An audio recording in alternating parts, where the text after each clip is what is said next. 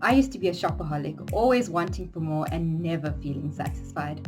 When I first started earning, all I did was just buy, buy, buy. Hello everyone and welcome back to my channel where I aim to bring you everything from minimalism, sustainability, self-care and self-development.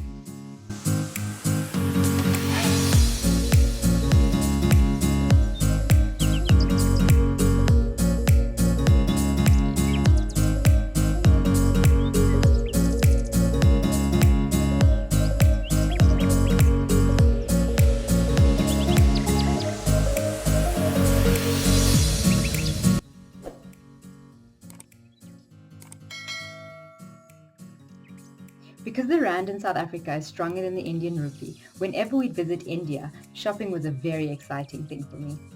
My cousins, aunts and uncles would alternate and take me out shopping all day, every day, coming back home in the evenings exhausted and ready for bed.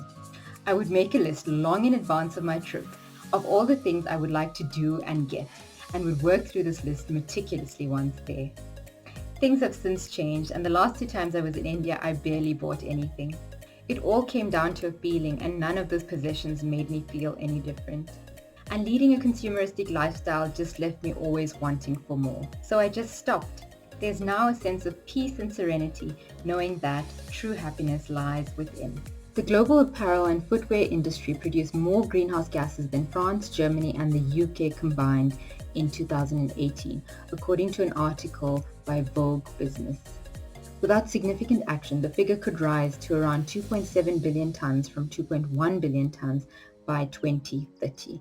This alarming data was calculated by McKinsey & Co. and the Global Fashion Agenda. The report encourages a more conscious approach to consumption. Consumers were urged to take steps to reduce their emissions by reducing the washing and drying of clothes, as well as mending or upcycling old clothes rather than discarding them. Another question to ask is, do I really need this item? If yes, state out loud or write down why you actually need this new garment. And that goes for anything you purchase in general, including those random fairy lights. When it comes to children, they don't need every single item of cute clothing out there, or all the toys from every single shop. I'll link a video down below showing you how children are more than satisfied to keep busy with random household items than actual toys.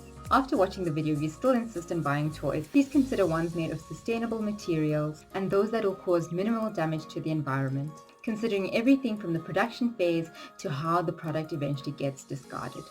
Greenwashing is a major problem, and organizations are using this to deceive consumers and provide misleading information about how a company's products are more environmentally sound than they actually are.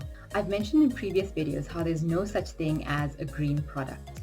Every product consumes resources and produces waste of some sort.